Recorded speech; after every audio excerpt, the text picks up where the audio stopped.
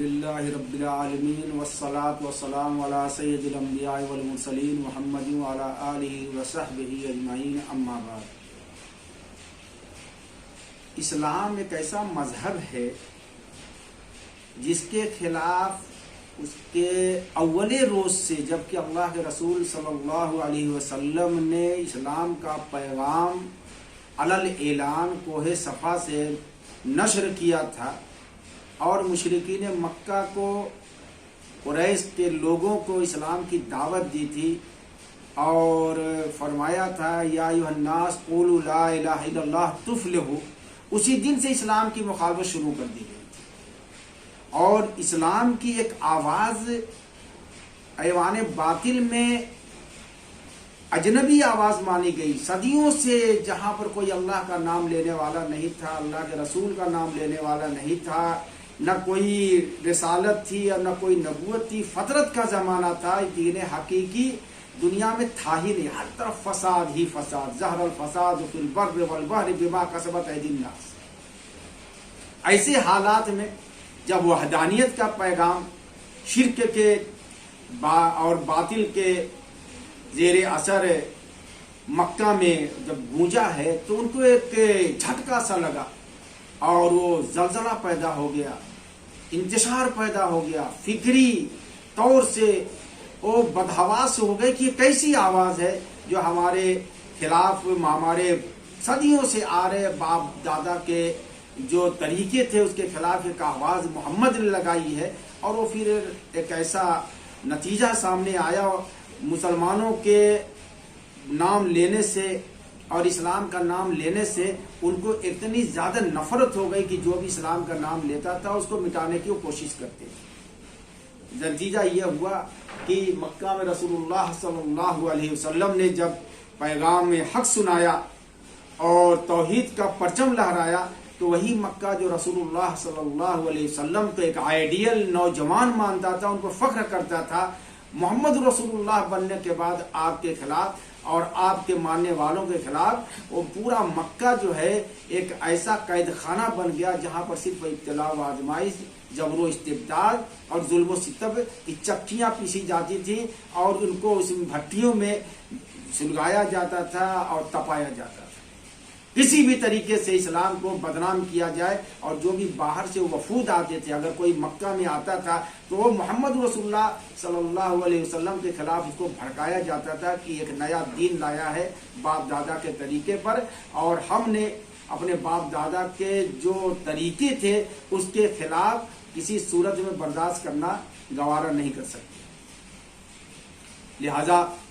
مجبور ہو کر کے مسلمانوں کو ہجرت کرنی پڑی اللہ تعالیٰ کے حکم سے۔ مسلمانوں کے لیے جب مکہ میں رہنا دشوار ہو گیا تو وہ مدینہ منورہ لے گئے، رسول اللہ صلی اللہ علیہ وسلم کے حکم سے چلے گئے۔ پھر آپ صلی اللہ علیہ وسلم مدینہ پہنچے اور وہ مدینہ مرکز اسلام بنا، وہاں پر اسلام کو فروغ حاصل ہوا اور ساتھ ہی اس کے باوجود بھی دشمنان اسلام جو ہیں اسلام کے خلاف تحریک چلانے میں وہ خاموش نہیں بیٹھے۔ انہوں نے پہلے جنگ کا سہارا لیا، غزوہ بدر ہے، غزوہ احد ہے، غزوہ خندق ہے، یہ 3-4 غزوات پے در پے اسلام کو مٹانے کے لیے، مسلمانوں کو نیست و نابود کرنے کے لیے برپا کیے گئے۔ لیکن اس کے ساتھ ساتھ انہوں نے اپنے دور میں جو شاعری تھی اپنے شعراء کو اتار دیا رسول اللہ صلی اللہ علیہ وسلم کے خلاف کہ کسی بھی طریقے سے آپ صلی اللہ علیہ وسلم کو بدنام کیا جائے،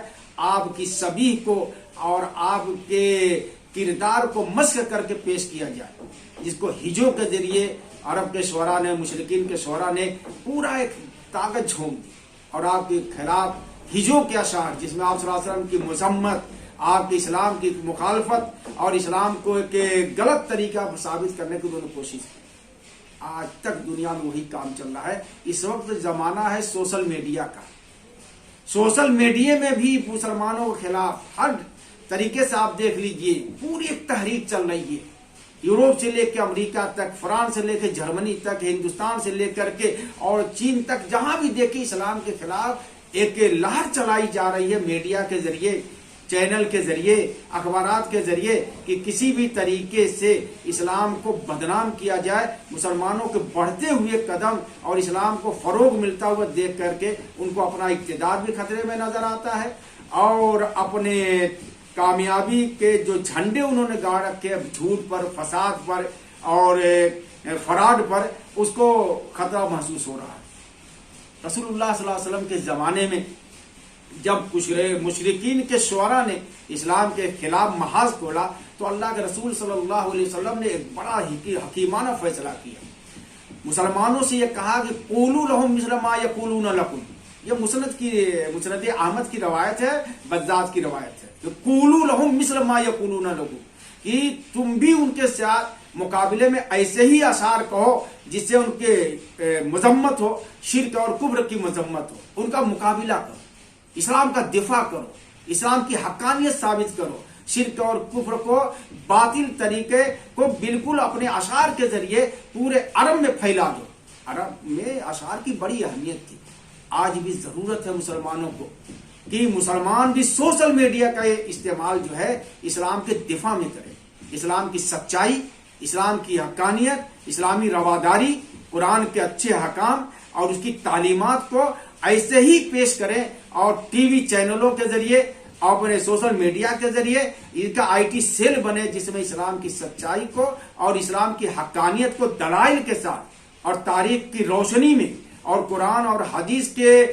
آیات اور حدیث کے ذریعے یہ دکھائے کہ مسلمانوں نے 1300 سال تک کس طریقے سے امن کے ساتھ اور اطمینان کے ساتھ، عدل و انصاف کے ساتھ دنیا کو گہوارہ امن بنایا تھا۔ آج ہم اس کا دفاع نہیں کر رہے ہیں۔ صرف دفاع کی ضرورت نہیں ہے بلکہ ضرورت ہے اقدام کرنے کی۔ اب نتیجہ یہ ہوتا ہے کہ ہماری طرف سے نہ ہمارے نوجوان اس کے لیے تیار ہے اور نہ مسلمانوں کے اندر یہ شعور ہے کہ وہ اسلام کے دفاع کے لیے سوشل میڈیا کا استعمال کرے۔ جدید وسائل کا اسلام کے لیے استعمال کرنا یہ ضروری ہو گیا ہے۔ آج پوری طاقت جو ہے یورپ کے ساتھ، امریکہ کے ساتھ اور ہمارے ہندوستان میں فرقہ پرست طاقتوں کے پاس ہے کہ وہ میڈیا کو خرید لیا، انہوں نے اخبارات کو خرید لیا، زرد صحافت، زرد میڈیا، اور یہ فتنہ انگیزی اتنی تیزی سے پھیلائی جا رہی ہے کہ اب ایک ماحول بنانے میں بڑی آسانی ہوگی۔ اسلام کے خلاف ماحول سازی میں میڈیا کا بہت بڑا کردار ہے، تو ہمارے پاس اللہ کے رسول صلی اللہ علیہ وسلم کا کردار ہے کہ صحابہ کی ایک جماعت، حضرت حسان شاعر اسلام، شاعر النبی، حضرت عبداللہ ابن رواحہ رضی اللہ تعالیٰ عنہ، حضرت کعب ابن مالک رضی اللہ تعالیٰ عنہ اور حضرت کعب ابن زہیر رضی اللہ تعالیٰ، صحابہ میں جو شعراء اسلام تھے، اسلام کے بڑے بڑے زبان دان اور شعر و ادب کے جو ماہرین تھے، وہ میدان میں آ گئے۔ ایک طرف شعراء مشرکین تھے، ایک طرف مسلمانوں کے، اور پھر مسلمانوں نے اس طریقے سے اسلام کا دفاع کیا، رسول اللہ صلی اللہ علیہ وسلم کا دفاع کیا کہ وہ تمام جو ہوائیں بنائے ہوئے تھے اور جو طوفان برپا کیا تھا ان کے سامنے ٹھہر نہیں سکے۔ آج ہم کو بھی یہی کام کرنے کی ضرورت ہے۔ ہم صرف دعاؤں پر کام کریں گے، دعا کی بات کریں گے، خاموشی رہے گی، تو پھر ہم باطل طاقتوں کے ابھرتے ہوئے اس طریقوں کو ہم روک نہیں پائیں گے۔ ہم کو دعا بھی کرنی ہے، اسلام پر ثابت قدم بھی رہنا ہے، نماز اور اعمال صالحہ یہ جو ہمارے لیے فرائض ہیں، جو اللہ کا دیا ہوا دین ہے، اس کے جو ارکان ہیں، اس پر ہم کو پوری طریقے سے مسلمان بن کے رہنا بھی ہے، لیکن جدید وسائل کا استعمال کرنا اسلام کے دفاع میں اور مسلمانوں کی عزت و آبرو کو بچانے کے لیے اور اسلام کی حقانیت کو ثابت کرنے کے لیے اسلامی رواداری، اسلامی اخلاق، اسلامی عدل و انصاف، اسلامی تاریخ کہ ہمارے اسلاف نے اور ہمارے پہلے کے بادشاہوں نے کس طریقے سے دنیا میں نہ کوئی بھید بھاؤ کیا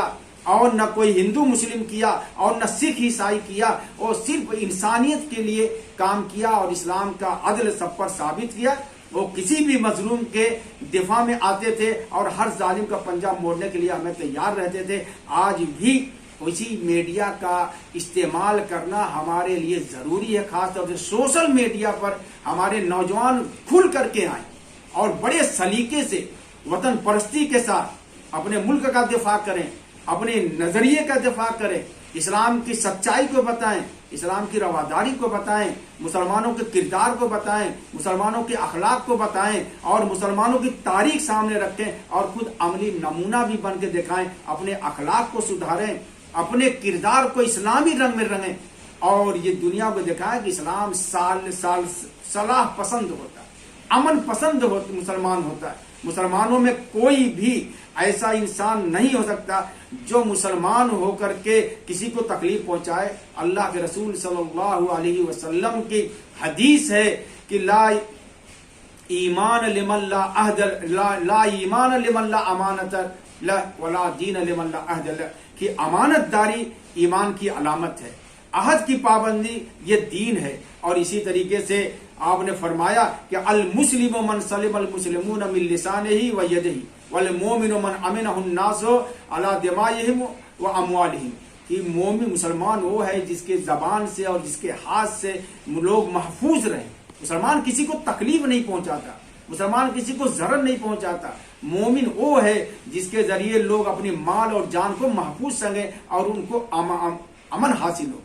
تو مسلمان کا کریکٹر بھی درست ہونا چاہیے اور مسلمانوں کے اندر اور ہمارے اندر اسلام کے دفاع کے لیے جدید وسائل کا استعمال کرنا بھی ضروری ہے اور لازم ہے۔ آج اسی کی ضرورت ہے اور ہم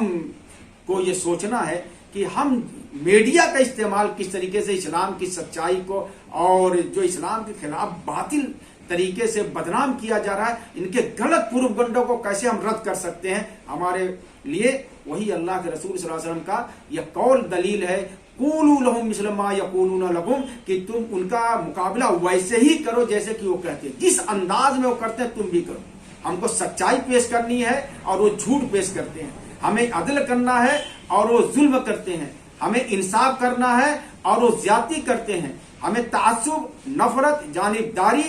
اور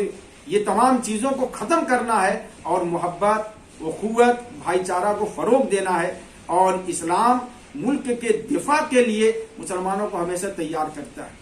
یہ بھی ہم کو سوشل میڈیا کے ذریعے زیادہ سے زیادہ عام کرنے کی ضرورت ہے اور زیادہ سے زیادہ ہندی میں، انگریزی میں، اردو میں، جس طریقے سے بھی ممکن ہو سکے ہم اسلام کی سچائی کو اور اسلام کی افادیت کو اور اس کی انسانیت کی بقا، انسانیت کا امن، دنیا کا چین اگر کسی عقیدے میں ہے، کسی نظریے میں ہے، کسی اصول میں ہے تو اس اسلام کا نظریہ ہے، اسلام کا وہ اصول ہے، اسلام کا دین ہے جو پریکٹیکل ہے اور دنیا نے اس کا تجربہ کیا ہے۔ صرف ایک ہوا بنائی گئی ہے اسلام کو بدنام کرنے کے لیے اور اس میں کامیاب اس لیے ہے کہ ہماری طرف سے اسلام کے تعارف کا اور اسلامی کردار پیش کرنے کا وہ کام نہیں کیا گیا، یا آج زمانہ اس کی جو ضرورت محسوس کر رہا ہے۔ اور اس موقع پر جو کہ حالات بگاڑے جا رہے ہیں، یہ جان بوجھ کر کے مسلمانوں کے خلاف جھوٹے پروپیگنڈے سازش کے ساتھ، پلان کے تحت سنجیدہ اور پڑھے لکھے لوگوں کی طرف سے کیا جا رہا ہے۔ تو ہماری طرف سے بھی نوجوان آئیں اور بڑھیں آگے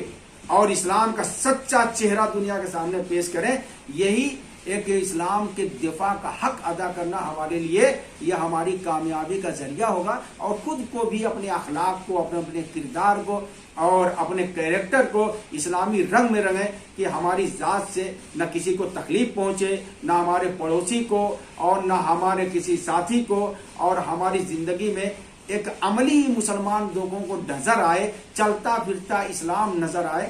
یہ ہونا چاہیے۔ مجھے یہ قول یاد آ رہا ہے، منسوب ہے برنارڈ شاہ کی طرف، کہ کسی نے اس سے پوچھا کہ دنیا کا سب سے بہتر مذہب کون ہے، تو برنارڈ شاہ نے کہا تھا کہ اسلام۔ اور دنیا کے سب سے خراب لوگ کون ہے، اس نے کہا کہ مسلمان۔ اس سے پوچھا کہ پھر مسلمان کیوں نہیں ہو جاتی جب اسلام سب سے اچھا ہے، تو کہا کہ میں مسلمانوں کو دیکھتا ہوں اور ان کی جو زندگی دیکھتا ہوں، اسلام میں اور ان میں کوئی جوڑ نظر نہیں آتا۔ تو عملی طور سے مسلمان نہیں ہے اور اصول کے اعتبار سے اسلام سے بہتر کوئی مذہب نہیں ہے۔ تو ہم اصلی اور سچے مسلمان بن کر کے اسلام کا جو حقیقی کردار ہے ہم بن کر کے عملی مسلمان دکھائیں دنیا کو، اور اسلام کا دفاع کرنے کے لیے ہم وہی طریقہ اختیار کریں جو صحابہ رسول نے اور شعراء اسلام نے کیا تھا اسلام کے دفاع میں۔ وآخر دعوانا الحمدللہ رب العالمین۔